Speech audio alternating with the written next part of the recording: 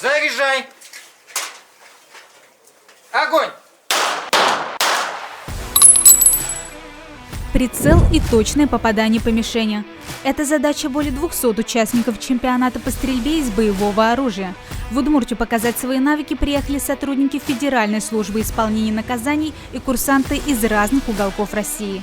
Мы постоянно участвуем, я тоже стреляю, поддерживаю всегда команду, даю заряд опыта и тоже показываю на личном примере молодежи и думаю всем сотрудникам, что надо бороться. Пока мужчины отрабатывали стрельбу из 3 положений из автомата Калашникова, девушки целились в мишень из пистолета Макарова.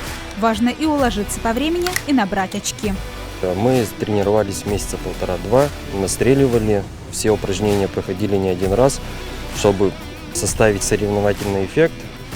По итогам чемпионата сформируют команды, которые выступят на межведомственных соревнованиях в Суздале.